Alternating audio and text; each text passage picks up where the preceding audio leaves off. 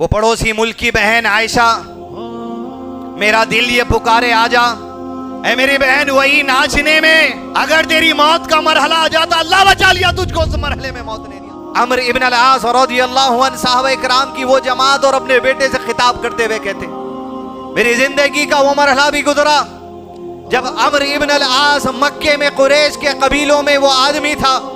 जो मोहम्मद रसूलुल्लाह सल्लल्लाहु अलैहि वसल्लम के खिलाफ भड़काने में सबसे आगे रहा करता था।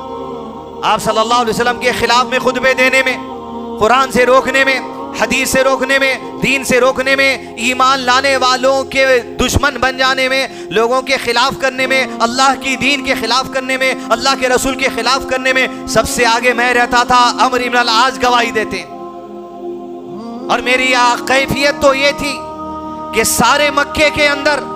अगर कोई दिल था कि जिसके दिल में मोहम्मद सल्लल्लाहु अलैहि वसल्लम के कत्ल के शोले अगर गूंजते, वो अमर इब्न अल-आस का दिल था कि मेरा दिल चाहता कि जब मोहम्मद मेरे हाथ को लगते मेरे हाथों से उनका कत्ल हो सल्लल्लाहु अलैहि वसल्लम। मेरे जिंदगी के मरहले को सोच कर रो रहा हूं बेटे कि जिस जिंदगी के मरहले में अल्लाह की खिलाफ वर्जी हुई, रसूल सल्लल्लाहु अलैहि वसल्लम की खिलाफ वर्जी हुई, रसूल की दुश्मनी हुई, इस्लाम की दुश्मनी हुई, कुरान की दुश्मनी हुई, कुरान और इस्लाम के मानने वालों की दुश्मनी हुई, उस मरहले को देख कर रो रहा हूं कि काश कि अगर अमर इब्न अल-आस को वो दुश्मनी वाले जिंदगी के हिस्से में मौत हो जाती, लिख ले ये बात, तेरे बाप को उस वक्त जहन्नम मिल जाती थी। लेकिन अल्लाह की नेमत हो गई कि अल्लाह ने उस मरहले से निकाल दिया। ये जिंदगी का पहला मरहला है अजीज दोस्तों हमारी। अभी कई लोग होंगे जो जिंदगी के इस मरहले में होंगे और कई लोग हैं हम में से अल्हम्दुलिल्लाह खुद में जो इस जिंदगी के मरहले से अल्लाह सलामती से निकाल दिया। अगर उन दिनों में, अकीदे की उन बर्बादियों में, इबादतों की उन बर्बादियों में अगर हम में से किसी को मौत आ जाती तो कहां ठिकाना था।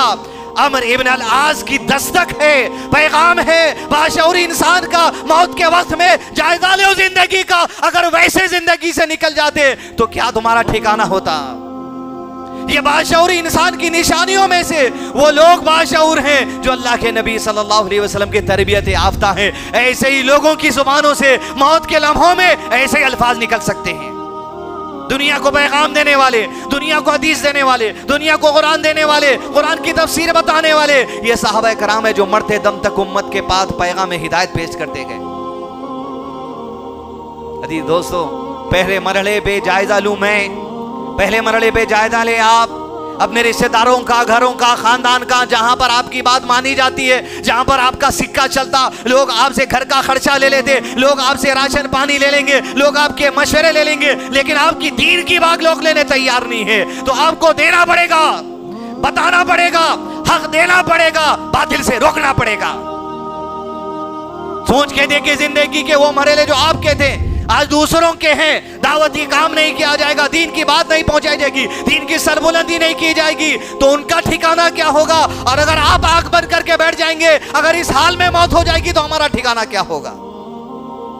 वो पड़ोसी मुल्क की बहन आयशा, मेरा दिल ये पुकारे आजा,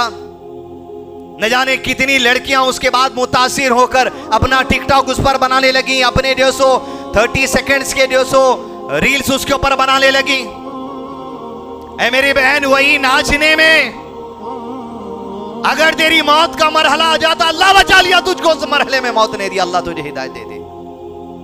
और वो लड़कियां और वो लड़के जो उससे मुतासिर होकर उसी तरीके से अपने नाच, अपने बदन, अपनी नुमाइश को, अपने बालों को, अपने मेकअप को, अपने जेवर को गैर महरम दुनिया भर के अंदर जो सो आम कर रहे हैं, याद रख लो यही मरहले में अगर मौत आ गई तो अल्लाह के लिए करीब क्या तुम्हारा ठिकाना होगा। यकीनन वर्ल्ड कप चल रहा है, फिटनेस चल रहा है, गेम चल रहा है, लेकिन ये दीवानगी, ये पागलपन, एक गोले के पीछे,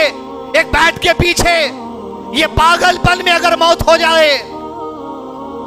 तो अल्लाह के करीब क्या ठिकाना होने वाला है, तसव्वुर करके देखिए।